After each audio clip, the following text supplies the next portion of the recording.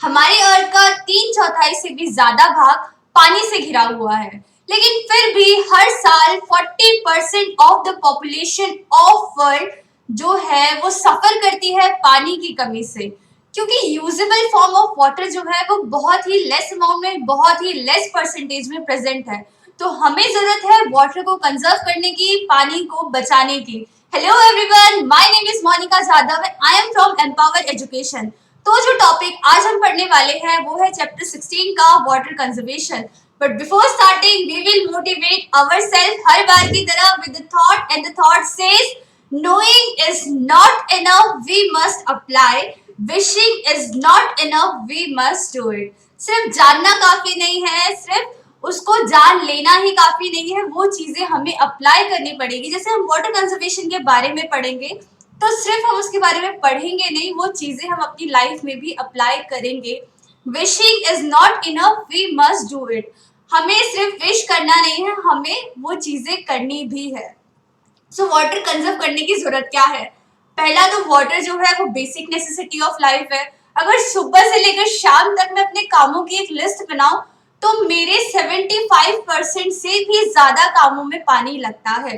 चाहे वो ब्रश करना हो, चाहे वो खाना खाना हो, चाहे वो चाय बनानी हो या पानी पीना हो, ऑलमोस्ट हर काम के लिए मुझे जरूरत है पानी की। तो water is the basic necessity. और दूसरा, इंडिया इज अ कंट्री जहाँ पे इंडिया की जो इकोनॉमी है वो मोस्ट मीन्स 50% जो है इंडिया की इकोनॉमी जो है वो डिपेंड करती है एग्रीकल्चर पे। और इतने बड़े एग्रीकल्चरल लैंड को अगर मुझे इरिगेट करना है, पानी देना है, तो मुझे डिपेंड करना होता है रेनफॉल पे। तो अगर रेनफॉल नहीं हुई तो मेरे एग्रीकल्चर में जो क्रॉप्स है उनकी प्रोडक्शन प्रॉपर नहीं होगी, तो कहीं ना कहीं ये मेरी इकोनॉमी को टोटली डिस्टर्ब कर देगा, इकोनॉमी को गिरा देगा। तो इसीलिए भी पानी की जरूरत है। और जैसा आज के केस में हम देखेंगे, आज का जो कंडीशन है, इस बार हमारे देश की जो कंडीशन चल रही है या दुनिया में जो कंडीशन चल रही है, उसमें वी कैन इजीली सी कि पॉपुलेशन बहुत ज्यादा इंक्रीज हो गई है। India is the second most populous country. अभी जैसे जैसे पॉपुलेशन इंक्रीज होती है उसकी वजह से इंक्रीज होता है पॉल्यूशन, उसकी वजह से हमारा पॉल्यूशन भी इंक्रीज हो रहा है। और पॉल्यूशन के इंक्रीज होने की वजह से पानी तो है, लेकिन वो पानी कैसा है? ऐसा पानी है जिसको हम यूज नहीं कर सकते, जिसको हम पी नहीं सकते। सो बहुत ही थोड़े अमाउंट में पानी जो है पीने लायक या यूज करने लायक प्रेजेंट है। तो इसीलिए there is the need to conserve water. So what are the different method of water conservation? पहला है डैम्स एंड कैनाल्स। अभी डैम क्या होता है? Suppose this is a river, ये एक रिवर है, यहाँ पे मैंने बीच में क्या एक बैरियर लगा दिया, एक डैम बना दिया। As you can see flowing river के बीच में यहाँ पे हमने डैम बना दिया, ठीक है। अभी क्या होगा, इस डैम से क्या होगा, अभी जैसे बारिश आएगी, सपोज यहाँ पे बारिश आई, तो बारिश आने की वजह से क्या होगा, यहाँ पे जो पानी है वो ज्यादा इकट्ठा हो जाएगा, पानी का जो अमाउंट है वो और ज्यादा इंक्रीज हो जाएगा यहाँ पे, ठीक है, और इस साइड भी इंक्रीज हो जाएगा। अभी मैं क्या करूंगी, ये डैम इज वेरी यूजफुल। क्यों यूजफुल है? पहले ये जनरेट करता है इलेक्ट्रिसिटी। इलेक्ट्रिसिटी की जनरेशन में बहुत ज्यादा हेल्पफुल होता है। अब कैसे? अगर मैंने डैम के यहाँ पे प्रेजेंट होते हैं, यू कैन सी हियर, यहाँ पे प्रेजेंट होते हैं टर्बाइंस। जैसे जैसे ये टर्बाइंस घूमते हैं वैसे वैसे जनरेट होती है इलेक्ट्रिसिटी। आपने सोर्सेस ऑफ एनर्जी में ये चीज पढ़ी होगी, ठीक है। तो डैम्स पहला हेल्प कर रहा है हमें जनरेशन ऑफ इलेक्ट्रिसिटी में। ये हमें हेल्प करता है इरिगेशन में। सपोज मैंने यहाँ पे डैम की फॉर्मेशन की, अभी यहाँ पे तो वाटर कलेक्ट है, तो मैं क्या करूंगी, यहाँ से एक कैनाल सिस्टम निकालूंगी, ठीक है। यहाँ से मैंने कैनाल सिस्टम निकाला। सपोज यहाँ पे मेरा एक ये है, मेरी एक फील्ड है जहाँ पे मुझे पानी चाहिए, पानी लेके जाना है। तो मैंने क्या किया, मैंने यहाँ से एक कैनाल जैसा निकाला, ठीक है, आउटलेट निकाला पानी का, और मैंने क्या किया, ये कैनाल को और आगे खींच दिया। लेकिन यहाँ से कैनाल से मैंने क्या लिया, मैंने पानी भी यूज कर लिया। सो इस सिस्टम के थ्रू, डैम के थ्रू मैं क्या कर सकती हूँ, वाटर सप्लाई कर सकती हूँ, अपने फील्ड को इरिगेट कर सकती हूँ, पानी दे सकती हूँ। डैम जो है फ्लड को रोकने के लिए और फ्लड लाने के लिए, दोनों चीज के लिए रिस्पॉन्सिबल होता है। अब फ्लड को रोकने के लिए कैसे रिस्पॉन्सिबल है वो देख लेते हैं। पहले क्या है, पहले हमने क्या किया, रिवर के ऊपर हमने डैम बना दिया। अभी रिवर के ऊपर डैम बनने की वजह से क्या हुआ, जो पानी पहले overflow of the river, river के ज्यादा फ्लो होने की वजह से यहाँ पे जो घर थे वो जो डिस्ट्रॉय हो रहे थे वो बच जाएंगे, क्योंकि हमने पानी इस तरफ रोका हुआ है। ठीक है, तो इस तरफ के जो ये है घर वगैरह है जो बच जाएंगे। लेकिन अगर सपोज यहाँ पे रिवर का लेवल बहुत ज्यादा इंक्रीज होता है, तो आपने सुना होगा डैम्स में प्रेजेंट होते हैं गेट्स, दरवाजे। ठीक है, तो जैसे ये गेट्स खुलते हैं एकदम से बहुत ज्यादा फ्लो होता है पानी का और ये फ्लड भी कॉज करते हैं। सो डैम्स फ्लड रोकने का भी काम करते हैं और फ्लड कॉज भी करते हैं। सो ये तो डैम्स के बारे में हमने पढ़ लिया। डैम्स हमें पानी बहुत दूर दूर तक ले जाने में, वाटर सप्लाई में हेल्प कर रहा है, लेकिन डैम्स के कुछ क्रिटिसिज्म भी है, कुछ डिसएडवांटेजेस भी है। क्या है ये डिसएडवांटेजेस, फटाफट से देख लेते हैं। पहला डिसएडवांटेज है सोशल प्रॉब्लम, यानी कि अभी you can C in this picture, ये पिक्चर बहुत ही बड़ी है, यानी कि ये damn you can see it is very big dam. तो इतना बड़ा डैम कंस्ट्रक्ट करने के लिए इतना ही बड़ा एरिया भी लिया होगा, और उस एरिया में जहां पे पहले लोग बसते थे उनको वहां से हटा के कहीं और शिफ्ट किया होगा, यानी कि लोग वहां पे मिसप्लेस होते हैं, उनको वहां से शिफ्ट किया जाता है दूसरी जगह पे, और कोई भी अपना घर छोड़ना नहीं चाहता है। सो यहाँ पे डिस्प्लेसमेंट ऑफ लोगों की जाती है, लोगों को अपना घर छोड़ना पड़ता है, तो that is the social problem. Second is economy problem, यानी कि इस प्रोजेक्ट को बनाने के लिए, डैम्स को बनाने के लिए बहुत ही लार्ज अमाउंट में पैसे वेस्ट किए जाते हैं, पैसे खर्च होते हैं।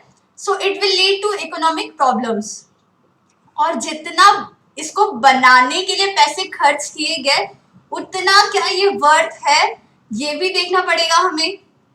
Third is environmental problem.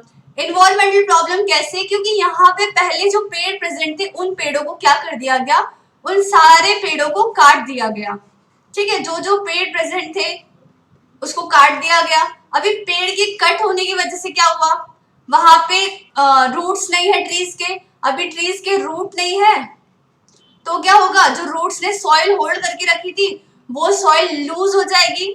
ठीक है, तो सॉइल लूज होने की वजह से क्या होगा, जैसे इस सॉइल के ऊपर बारिश गिरेगी तो ये सॉइल क्या होगी, बह जाएगी। जहां पे ट्रीज ने पहले सॉइल को होल्ड करके रखा था वो सारा सिस्टम अभी पूरी इकोनॉमी डिस्टर्ब हो गई है। और कभी कभी क्या होता है, एक्वेटिक एनिमल्स जो होते हैं वो टर्बाइंस के बीच में आके कट जाते हैं, मर जाते हैं। So it will lead to environmental problem, बहुत सारी इन्वायरमेंटल प्रॉब्लम्स को भी लीड करता है डैम्स एंड कैनाल्स का सिस्टम। सो इसके लिए हमें एक और सिस्टम क्या करना पड़ेगा, इम्प्लीमेंट करना पड़ेगा, लाना पड़ेगा, and that system is water harvesting system. So what is water harvesting? Water harvesting एक ऐसा तरीका है जिससे हम पानी को बचा सकते हैं bye storing rain water. Harvest कर सकते हैं, कलेक्ट कर सकते हैं, बचा सकते हैं। या तो हम क्या करेंगे, हम रेन वाटर को स्टोर करेंगे, या फिर कोई पानी बह रहा है, कुछ पानी बह रहा है, जैसे एग्जांपल सपोज ये एक नदी है, ठीक है, लेकिन नदी का थोड़ा सा पार्ट क्या हुआ, थोड़ा सा पार्ट ऐसे, आपने देखा होगा नदी की बहुत सारी ब्रांचेस होती है। सो एक जो नदी का जो एक बहाव था वो थोड़ा सा साइड में होके बहने लग गया, तो मैंने क्या किया, मैंने यहाँ पे एक मैंने यहाँ पे गड्ढा करके एक कंटेनर जैसा बना दिया। सो ये नदी का जो एक्स्ट्रा पानी यहाँ से बह रहा था it will get collected into this tank. So यहाँ पे भी मैं क्या कर रही हूँ, वाटर हार्वेस्ट कर रही हूँ। वाटर हार्वेस्ट दो तरीकों का होता है, कैसे कैसे कर सकते हैं हम, पहला या तो हम रेन वाटर को स्टोर करेंगे या फिर जो पानी बह रहा है लोकल एरिया में उसको स्टोर करेंगे।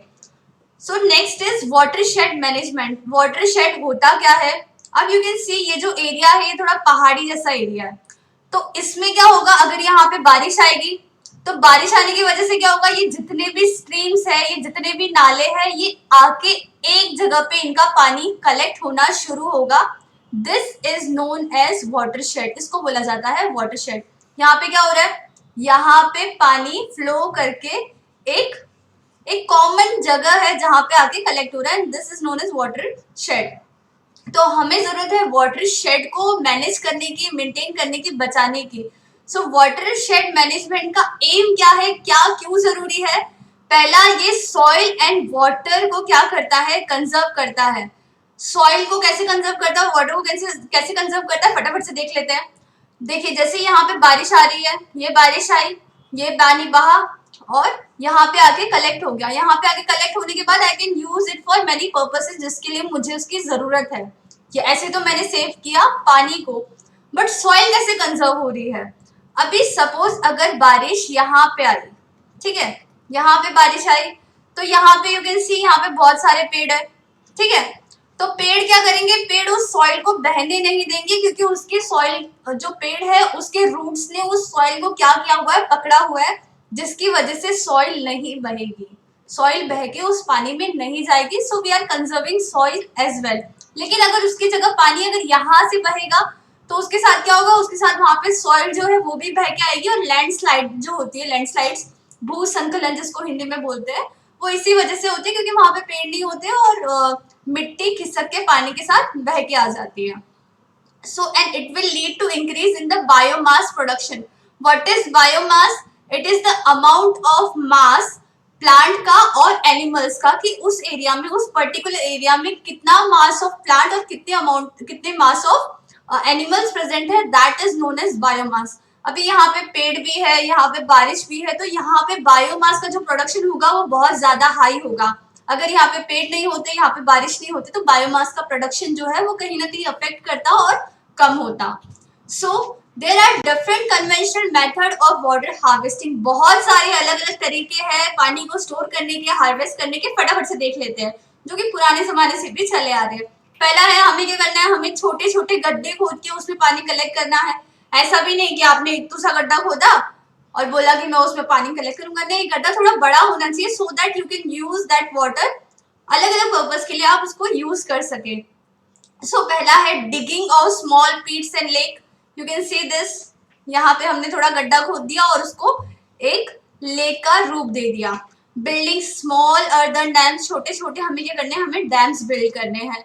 Setup roof top collecting unit, यहाँ पे आप देख सकते हो, यहाँ पे घर की छत के ऊपर हमने क्या लगाया, हमने एक पाइपलाइन स्ट्रक्चर लगाया है, ठीक है।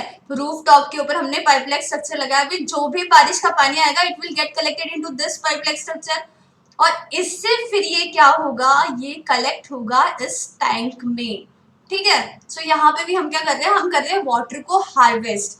Dyke, sand and limestone reservoir, कभी कभी क्या करते हैं, छोटे छोटे बांध बनाते हैं सैंड को यूज करके, लाइमस्टोन रिजर्वायर। इन सबको, सैंड्स को आपने देखा होगा कि हम क्या करते हैं, कभी कभी प्लास्टिक्स में मिट्टी भर के हमें कैसे बांध जैसा बना देते हैं। So this is can be a one method जिससे हम पानी को रिजर्व कर सके, स्टोर कर सके, हार्वेस्ट कर सके। So there is another system जो सीबीएसई की एनसीईआरटी की बुक में है, दैट इज खाद्यान्न सिस्टम। खाद्यान्न सिस्टम क्या होता है, बेसिकली खाद्यान्न सिस्टम जो है वो ग्राउंड वाटर को स्टोर करने के लिए बहुत ही अच्छा मेथड है। अभी यहाँ पे देखिए, यहाँ पे थोड़ा स्लोपी एरिया है, ठीक है। तो यहाँ पे स्लोपी एरिया है, मतलब जैसे ही यहाँ पे बारिश होगी तो जितना भी पानी है, जितना भी पानी है वो यहाँ पे आके बह जा रहा था पहले, लेकिन अभी हमने क्या किया, हमने बनाया यहाँ पे एक बांध, हमने यहाँ पे एक बांध बना दिया। अभी उसकी वजह से क्या होगा, बारिश आए, यहाँ पे आए, यहाँ पे आए, ये सारा पानी बह के कहाँ पे कलेक्ट होगा, ये पानी यहाँ पे कलेक्ट हो जाएगा, ठीक है। पानी यहाँ पे कलेक्ट होने की वजह से क्या होगा, थोड़े दिनों बाद ये पानी को जो वहां की मिट्टी है वो क्या कर लेगी, एब्जॉर्ब कर लेगी। सो उसकी वजह से जो पानी है वो अंडरग्राउंड हो जाएगा, ग्राउंड में चला जाएगा, सीप हो जाएगा, एब्जॉर्ब हो जाएगा। फिर उसके अगर हमने क्या किया, उसके थोड़े से डिस्टेंस में अगर मैंने एक छोटा सा कुआं अगर मैंने खोदा, तो मुझे क्या मिलेगा, उसमें ये पानी मिल सकता है, वहां पे मुझे पानी मिलने के चांसेस ज्यादा होंगे, क्योंकि यहाँ पे पूरा पानी क्या हो जाएगा, एब्जॉर्ब हो जाएगा by the soil. So this system is known as खाद्यान्न system.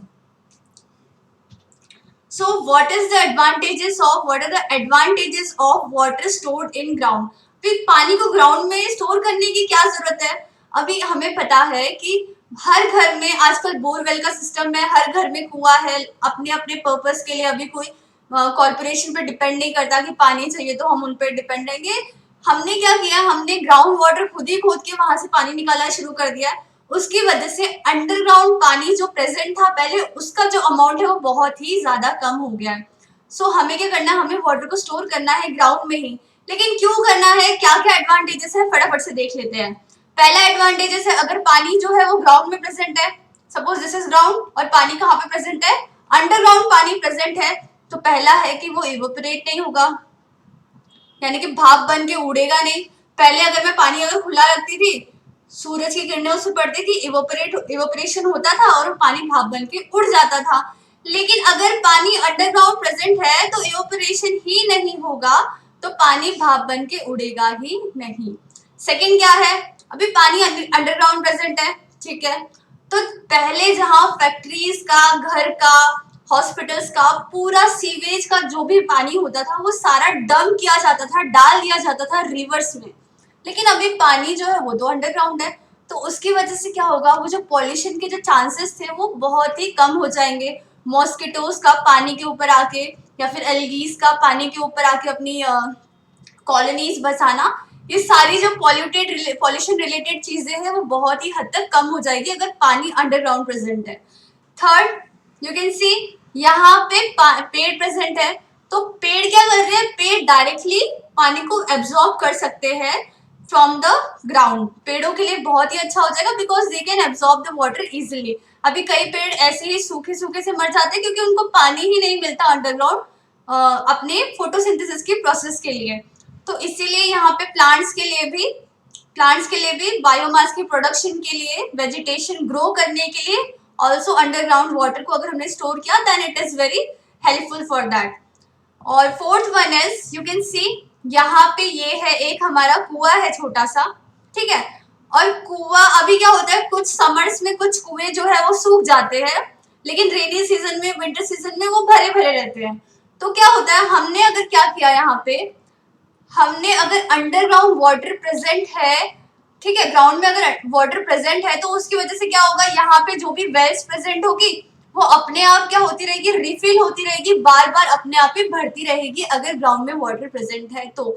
So these are the different advantages of storing water under the ground. So I hope you have understood this topic and enjoyed this lecture और आपको बहुत सारी चीजों का knowledge भी मिला होगा। And I am very sure कि ये सारा जो भी आपने नॉलेज गेन किया आप अपनी डे टू डे लाइफ में अप्लाई करेंगे और वाटर को कंजर्व करने के लिए अपना कंट्रीब्यूशन शो करेंगे। Till then stay home, stay safe, will meet you in next lecture. Bye bye.